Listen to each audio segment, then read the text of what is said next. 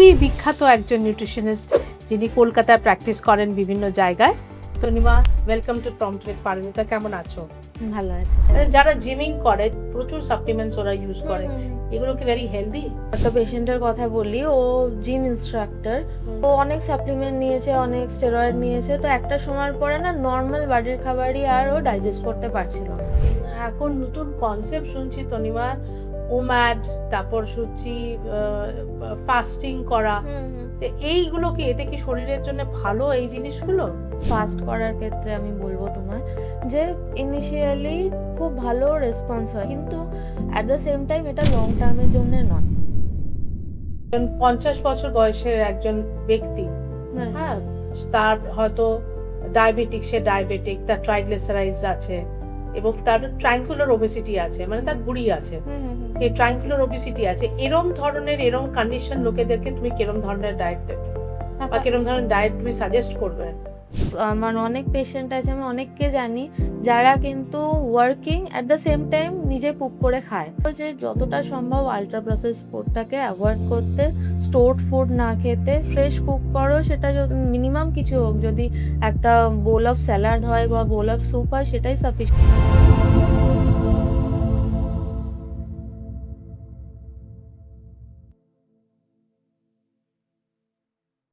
ফিরে এলাম আরেকটা নতুন এপিসোড প্রম্পট উইথ পারমিতায়। আজকে আমাদের অতিথি হলেন তনিমা লাহিড়ী। তনিমা লাহিড়ী হলেন একজন নিউট্রিশনিস্ট, ডায়েটিশিয়ান এবং খুবই বিখ্যাত একজন নিউট্রিশনিস্ট যিনি কলকাতায় প্র্যাকটিস করেন বিভিন্ন জায়গায়। Tanima, welcome to prompt with Paramita. কেমন আছো? ভালো আছে। আচ্ছা, প্রথম প্রশ্ন তোমাকে আমি করতে চাই যে কিরম ধরনের খাবার খাওয়া উচিত যাদের হয়তো ওবেসিটি রয়েছে, যারা অত্যাধিক মোটা, তাদের কি কি ধরনের খাওয়া উচিত এবং তার ডুজ অ্যান্ড ডোন্টস কি কি আছে? দেখো, এটা না মানে ওবেসিটিটা অ্যাকচুয়ালি একটা সিম্পটম।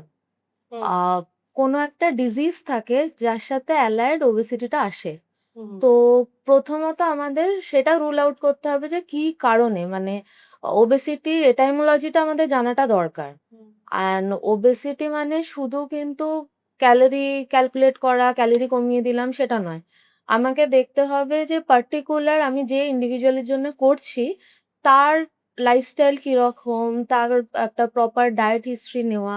আমি যেটা নিজের ক্লিনিক সেটআপে করে থাকি, যে শুধু ডায়েট হিস্ট্রি নয়, তার প্রিভিয়াস ইলনেস কিছু থাকলে, তার কাছে কোনো ব্লাড রিপোর্ট থাকলে, তার ইভেন পেরেন্টদের হিস্ট্রি, কোনো যদি কোমরবিডিটিস তার থাকে ফ্যামিলিতে, সেই হিস্ট্রিটা নেওয়া। তাছাড়া তো আছে তার রেগুলার রুটিন, ফুড প্ল্যান, যখন করব তখন ওইটা মাথায় রাখতে হয় যে তার কাজের সময়গুলো, তার ওয়ার্কিং আওয়ার আর কখন বাড়িতে আছে, এই সমস্ত কিছুটা নিয়েই ডায়েট প্ল্যানটা হয়।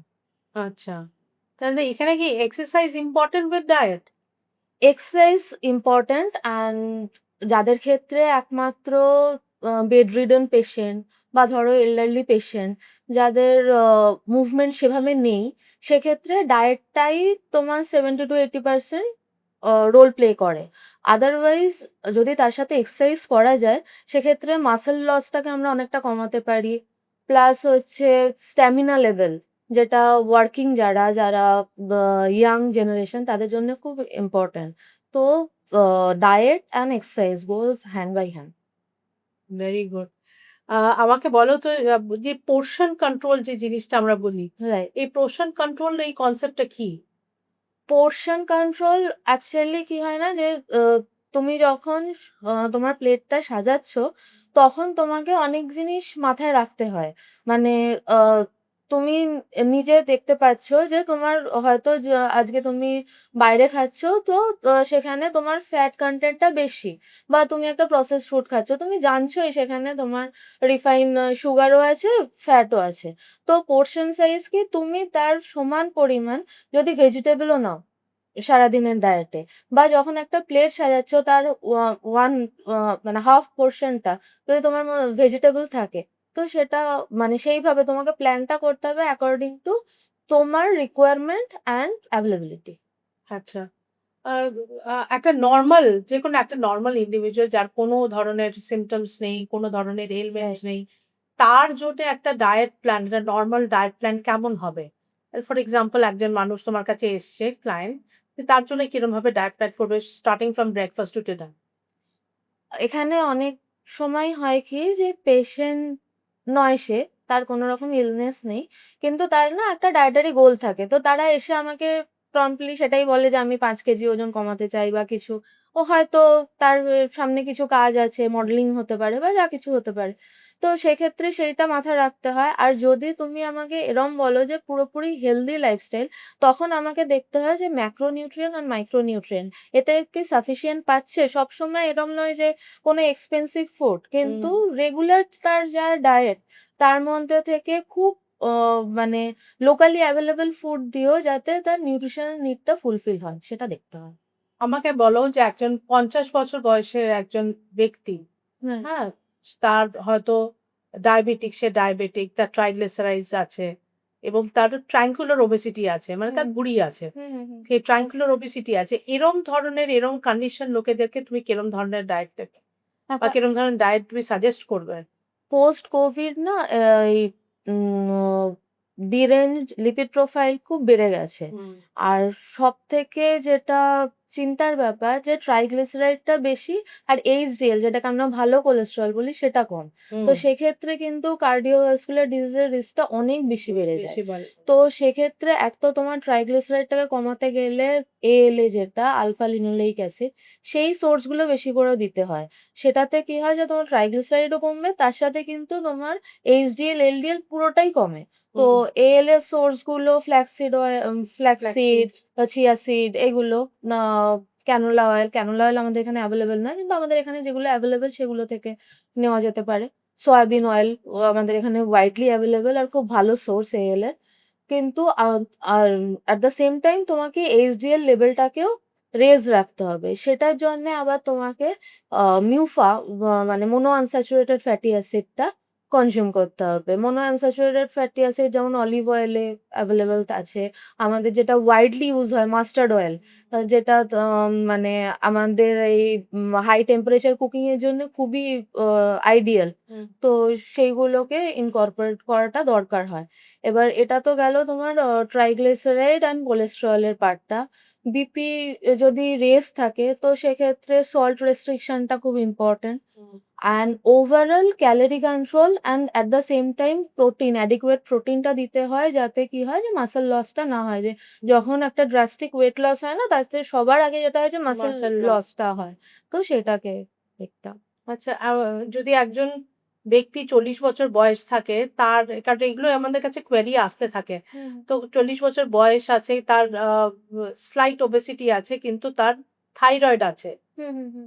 এরম ধরনের লোকেদের জন্য কিরম ধরনের ডায়েট প্ল্যান বা কিরম ধরনের খাবার খাওয়া উচিত? থাইরয়েডে যেটা হয় মানে থাইরয়েডের অ্যাজ সাচ ফুড রেস্ট্রিকশন নেই। হুম, থাইরয়েডে যেটা হয় কি যে মেটাবলিক রেটটা হুম, কমে যায়। তো মেটাবলিক রেটটাকে বাড়ানো অ্যান্ড ক্যালোরি কন্ট্রোল করা এটা মেইন এম থাকে। কিন্তু যেটা হয় কি যে যেহেতু তোমার ওভারঅল একটা হরমোনাল ইমব্যালেন্স হয় সেখান থেকে মাইক্রোনিউট্রিয়েন্ট ডেফিসিয়েন্সি হয়। ম্যাগনেসিয়াম, জিঙ্ক, সেলেনিয়াম মানে যেগুলো হয়তো আমাদের রেগুলার খাবারে থাকে কিন্তু খুব কম পরিমাণে থাকে। হুম। তখন আমরা বলি যে সিডস বা নাটস এগুলোকে এড করতে। তো আচ্ছা। মানে আমি তোমাকে একটা কেস স্টাডি বলতে পারি। আমার একটা patient a she is 33 year old যখন আমার কাছে এসেছিল ২ বছর আগে। তো ওর অটোইমিউন ডিজিজ ছিল। অ আচ্ছা। অটোইমিউন আর্থারাইটিস ছিল। ন তার থেকে ওর ওয়েট গেইনও খুব বেশি হয়ে গিয়েছিল। মানে ওর হাইট 5 ফিট 1 অ্যান্ড 77 ওর যখন এসেছিল আমার কাছে ওয়েট ছিল। তো ওকে যেটা করা হয়েছিল যে ওর একটা ইনফ্ল্যামেশন চলছিল। যেহেতু হুম, হরমোনাল ইমব্যালেন্স আছে, অটোইমিউন ডিসঅর্ডার সেটার জন্যে একটা আ ওর সারাক্ষণ ধরে ইনফ্ল্যামেশন চলছিল। তো সেটার জন্যে ওকে কমপ্লিটলি ভেগান ডায়েট দেওয়া হয় অ্যান্ড গ্লুটেন ফ্রি। তো সেটা করে ও ওয়েট রিডিউস তো গ্র্যাজুয়ালি করলই। আর সবথেকে ভালো যেটা হলো যে ওর বিয়ে হয়েছে ১০ বছর হয়ে গেছে। বাট এখনো কনসিভ করল। অ্যান্ড বেবিও হেলথি, মাও হেলথি অ্যান্ড ওর বাহ! ল্যাকটেশন ও কমপ্লিটলি ন্যাচারাল ওয়েতে হচ্ছে। সো মানে দ্যাটস ভেরি গুড। মানে আচ্ছা, তুমি বলো তো ব্লাড প্রেশার, ট্রাইগ্লিসারাইড, কোলেস্টেরল এরম যদি কারো থাকে, কিরম ধরনের ডায়েট তুমি বা কিরম ধরনের ফুড তাদের খাওয়া উচিত? এখন যেটা হয়েছে না, আমরা খুব বেশি আল্ট্রা প্রসেসড ফুড খাই। হুম, তো সেইটাকে টোটালি বন্ধ করতে হবে। অ্যান্ড সল্টি ফুড যেগুলোতে হয়তো মানে বাড়িতে এমনি রেগুলার প্লেটে সল্ট থাকছে না। হুম, কিন্তু বাইরের খাবারে তো সেটা রেস্ট্রিক্ট করতে পারছে না। হুম। তো সেইখানে কিন্তু অ সল্টটা বেড়ে যাচ্ছে। তো basically salt, sugar and processed food এই ৩ টে জিনিসকে সবসময় মাথায় রাখতে হবে, কমাতে হবে। ওকে। আ vitamin D, vitamin B12, iron ডেফিসিয়েন্সিতে কি ফুড, কি শাকসবজি, কি ফল এগুলো খাওয়ার দরকার? আ কারণ এগুলো তো আজকাল টেস্ট করলে সবারই এইগুলো কম, সবারই সবারই কম। ডেফিসিয়েন্সি হ্যাঁ, হয়। সবারই ডেফিসিয়েন্সি হয়। আসলে আয়রনের জন্য আমি বলি যে আয়রনের জন্যে কিন্তু শুধু আয়রন রিচ ফুড, ভেজিটেবলস এগুলো ইম্পোর্টেন্ট নয়। আয়রন আমাদের শরীরে থাকে তো হিমোগ্লোবিন হয়ে। হুম, তো হিমোগ্লোবিন তৈরি করতে গেলে আমাদের হিম প্রোডাকশন এর জন্যে ভিটামিন সি লাগে। আর গ্লোবিন পার্টটা তো প্রোটিন পার্ট। তো অ আয়রন যাতে প্রপারলি অ্যাবসর্ব হয় তার জন্য আমাকে কিন্তু খাবারে ভিটামিন সি মানে সাইট্রাস ফ্রুটস গুলোকে রাখতে হবে। অ্যান্ড অ্যাডিকুয়েট প্রোটিনও নিতে হবে। তাছাড়া তো আয়রন রিচ যে ভেজিটেবল গুলো আছে ডার্ক গ্রিন ভেজিটেবল এগুলো তো থাকবেই। ভিটামিন ডি এর জন্যে ডেয়ারি প্রোডাক্ট আ টা খুবই ভালো অ্যান্ড আ এ ফিশ অয়েল, ওমেগাস এগুলো আ এই যে আমাদের সব ডায়েটারি গোল আমরা নিয়ে এগোই জীবনে। রাইট, কিন্তু we fail to reach to the dietary goal. Right. এই ফেল হওয়ার কারণটা কি?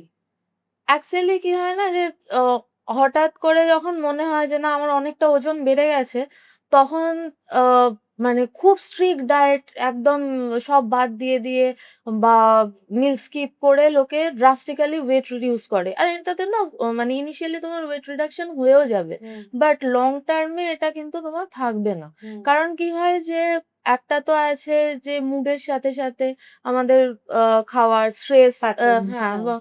আর ডিউরিং স্ট্রেস আমরা মানচিং করতে পছন্দ করি। হুম, আ কর্টিসল লেভেল হাই হয়ে গেলেও আমরা অত ডিসিপ্লিনে থাকতে পারি না। তো আমি সবসময় আমার সব পেশেন্টদেরই এটা বলি যে হয় না যে আমি যখন ফার্স্ট ডায়েট চার্টটা দিচ্ছি, ধরো আমি তোমার ডায়েট প্ল্যান করছি। তো আমি তোমার রুটিন জেনে নিলাম, নিয়ে আমি তোমার ডায়েট প্ল্যান করলাম। ফার্স্ট এই ডায়েটটা দেখে পেশেন্টরা বলে, "ও এগুলো তো আমি খাই। মানে এগুলো তো আমার রেগুলারই আছে। তো এটা ফলো করার কোনো ব্যাপার না।" কিন্তু দেখা যায় সে যদি প্রপারলি ফলো আপ এ না আসে, তো আল্টিমেটলি তার গোলটা রিচ করতে পারে না। সো সাস্টেনেবল ওয়েট রিডাকশন এর জন্যে তোমার ডিসিপ্লিন হওয়াটা খুব দরকার। আর কি হয় না যে একটা টাইম পর ধরো আফটার 6 মান্থ অর মেবি আর্লিও কারোর ক্ষেত্রে হতে পারে 4-5 মান্থস এ তার একটা আইডিয়া হয়েই যায় যে হ্যাঁ, আমি আ আজকে হয়তো ৭ টায় ডিনার করছি না বা আমি আর্লি ডিনার করছি না। আমার আজকে কিছু ফাংশন আছে আমি লেটই খাবো। তো নেক্সট ডে আমার ডায়েটটা কি হবে সেটাও কিন্তু তার আইডিয়া হয়ে যায় যে ঠিক আছে আমি তাহলে ব্রেকফাস্টে অত আমাকে আইডিয়ালি মানে যা আমার রেগুলার থাকে সেগুলোই নিতে হবে না। আমি ব্রেকফাস্টটা লাইট নেবো। তো তোমার মানে ধরো আমি বলছি তোমার আজকে কোনো একটা আ পার্টি আছে, কোথাও যেতে হবে। তো তোমার বাকি সময়ের খাবারটাকে সেই মতো প্ল্যান করতে হবে। এখন নতুন কনসেপ্ট শুনছি তনিমা, ওম্যাড, রাইট। হ্যাঁ? ওম্যাড শুনছি, তারপর শুনছি আ ফাস্টিং করা। হুম, হুম। যে তুমি সারাদিন ফাস্টিং করো। তো এইগুলো কি এটা কি শরীরের জন্য ভালো এই জিনিসগুলো? সবকিছুর প্রস অ্যান্ড কনস আছে। যখন যে ডায়েটটা আসে ফাস্ট করার ক্ষেত্রে আমি বলব তোমায় যে ইনিশিয়ালি খুব ভালো রেসপন্স হয়। কারণ তুমি একটা ১৬ ঘন্টা যদি ইন্টারমিটেন্ট ফাস্টিং এ থাকো, সেই সময় তুমি শুধু বডিকে হাইড্রেট করে যাচ্ছ, তখন কিন্তু বডি আ টাইম পাচ্ছে। তার আ মেটাবলিক রেটটা তখন স্লো থাকছে। বডি আ আ রিকপ করতে টাইম পাচ্ছে। কিন্তু এট দ্য সেম টাইম এটা লং টার্ম এর জন্যে নয়। এটা হয়তো তুমি ৩ মাস ফলো করতে পারবে। কিন্তু ফর লং টাইম তোমাকে একটা আ প্রপার ডায়েট শিডিউল এ থাকতে হবে। অ্যান্ড মিল স্কিপ করা কখনোই সায়েন্টিফিক নয়। কখনোই নয়। হুম। বাহ! এইটা আমি দেখি আজকালকার ছেলেমেয়েরা বেশিরভাগ করে। Right, right. যারা জিমিং করে, যারা জিমে যেই সাপ্লিমেন্টস গুলো নেয়, প্রোটিন সাপ্লিমেন্টস হুম, নিচ্ছে, তো প্রচুর সাপ্লিমেন্টস ওরা ইউস হুম, করে। হুম, হুম। এগুলো কি ভেরি হেলথি? Not always.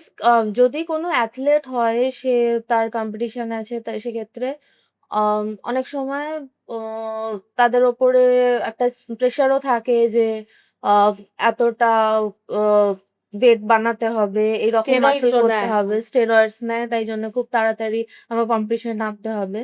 কিন্তু আমার এক একটা পেশেন্টের কথা বলি, ও জিম ইন্সট্রাক্টর। হুম, ওর একটা ও অনেক সাপ্লিমেন্ট নিয়েছে, অনেক স্টেরয়েড নিয়েছে। তো একটা সময়ের পরে না নরমাল বাড়ির খাবারই আর ও ডাইজেস্ট করতে পারছিল না। আচ্ছা। তখন ওর শুধু মানে নরমাল রুটিনে ফিরতেই ও তখন আমার কাছে এসেছিল এবং ওকে নরমাল রুটিনে ফিরতেই অ একটা সময় লেগেছিল। আম অ ৩ মাস তো ওর কেটে গিয়েছিল শুধুমাত্র সেমি সলিড সফট ডায়েটে থাকতে।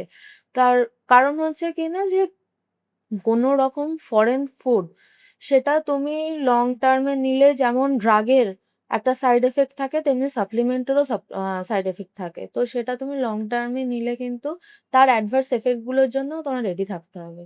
আচ্ছা, আজকাল শোনা যাচ্ছে না নতুন জিনিস ozempic।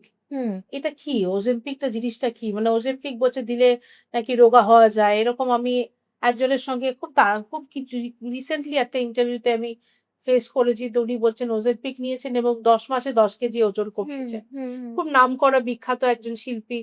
তো উনি বলছেন ozempic এর কথা এবং আ জিএল ডায়াবেটিস এর ওয়ান GLP-1 টাও সেম জিনিস। এটাতে কি হয় যে তোমার মেটাবলিক রেটটাকে স্লো করে দেওয়া হয়।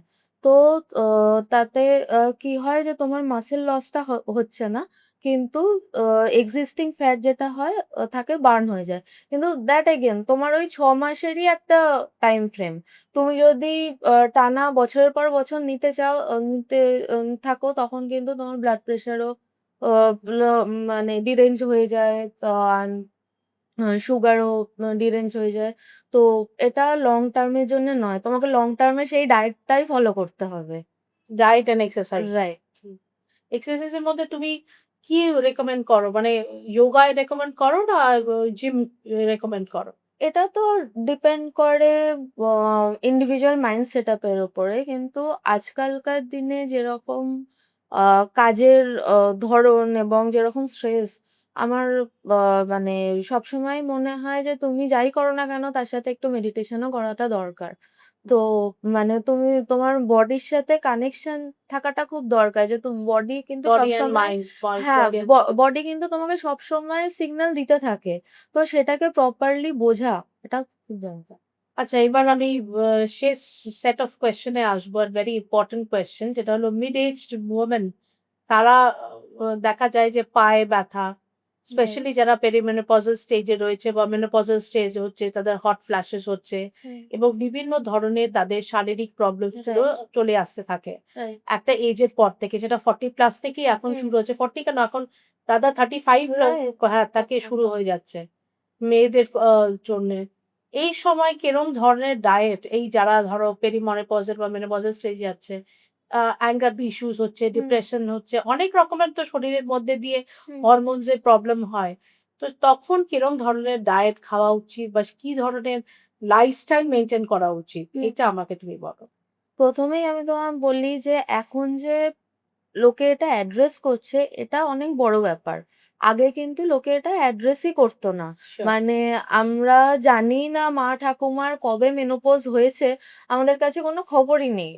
সব পুরোটাই লুকোনো থাকতো। হুম। কিন্তু এখন সেটা এবং শুধু লোকে, তাই নয়, এবং পুরুষ জাতিরা যে পিরিয়ডস কি কবে থেকে শুরু হচ্ছে, হ্যাঁ, নিজের পেরিমেনোপজ মেয়ের কি কবে, বা মেনোপজ কি এবং বউয়ের যে পিরিয়ডস এর ডেট কবে, হুম, সেটা আজকাল পুরুষ জাতিরা আগে জানতো না। হুম, এখন জানে রাইট, যে এই পেইনটা যে মেয়েরা থ্রু এভরি মান্থ যায়। হুম, এবার যে মেনোপজে যে কষ্টটা হয়, এটা every man hmm, should know about it. আমার হুম, মনে হয় প্রতিটা পুরুষের এটা জানার দরকার এবং খুব অধিকার দরকার। হুম, দুটোই। হুম, হুম। বলো। তো আ ফার্স্ট হট ফ্ল্যাশ এর কথা আমি তোমায় বলি যে হট ফ্ল্যাশ তো হয় যখন হরমোনাল ইমব্যালেন্স হচ্ছে সেই সময়টাতে। তো সেটার জন্য তোমাকে সারাদিন অনেক বেশি হাইড্রেট করতে হবে নিজেকে।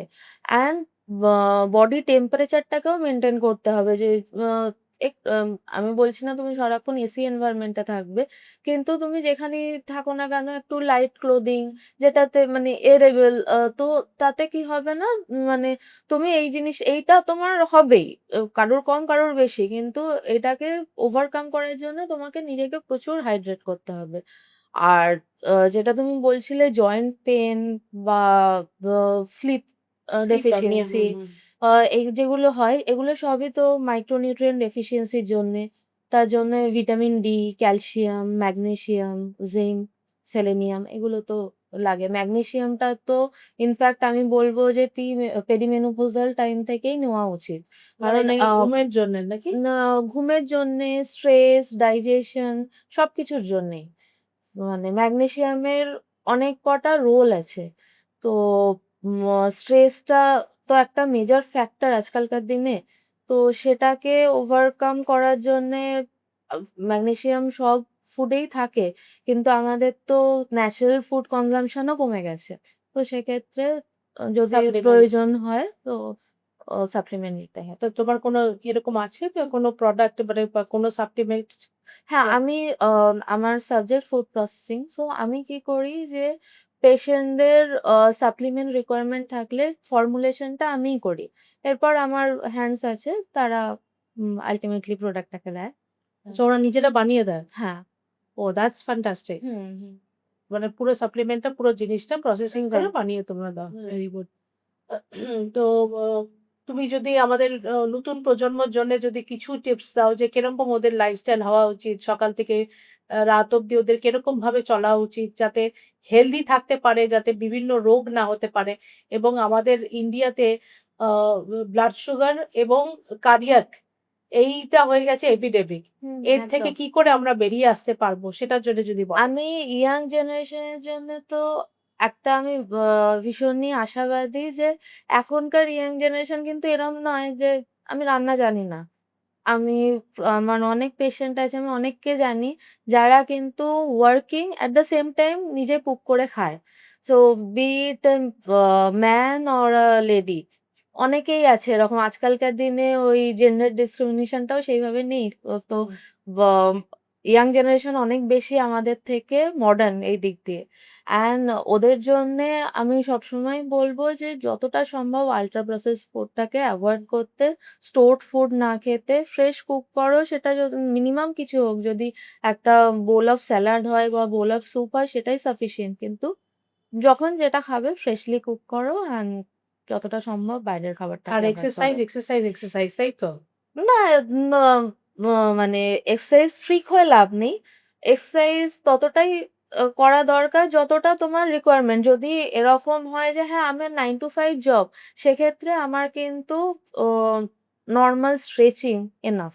যাতে আমি অনেকক্ষণ সিটিং পজিশন এ আছি তো আমার স্পাইনের জন্য আমাকে কাজ এক্সারসাইজ করতে হবে এইরকমই। কিন্তু হ্যাঁ, আমার যদি একটা কোনো আমি স্পোর্টস এ আ অ্যাটাচড বা আমার কোনো আমি ডান্স করছি বা এরকম ধরনের কোনো অ্যাক্টিভিটি থাকে, তখন আলাদা এক্সারসাইজ শিডিউল হবে। আদারওয়াইজ আমি সবসময়ই আ বলব ভালো মানে দামি খাবার নয়, লোকালি এভেইলেবল খাবার। তার সাথে স্ট্রেসটাকে কন্ট্রোল করা, ঘুমের টাইমটা মোটামুটি ঠিক রাখা। ৪ ঘন্টা বা ৮ ঘন্টাটা ম্যাটার করে না। কিন্তু কোয়ালিটি অফ স্লিপ সেটা ম্যাটার করে আর নিজেকে হাইড্রেট করা। That's all. Thank you so much তানিমান। কেমন লাগলো আপনাদের এই আ আমাদের আজকের এপিসোডটা প্লিজ আমাদের জানাবেন, লিখবেন, কমেন্ট করবেন, শেয়ার করবেন, সাবস্ক্রাইব করবেন চ্যানেলে এবং আমাদেরকে অনেক, অনেক করে কমেন্ট করে জানাবেন যে আমাদের আজকের এই নিউট্রিশনাল এপিসোডটা কেমন লাগলো। তনিমার সাথে যদি আপনারা কনট্যাক্ট করতে চান প্লিজ আমাদেরকে লিখবেন এবং আমরা আপনাদেরকে হেল্প করব to reach to Tanima. Thank you so much. Thank you Tanima.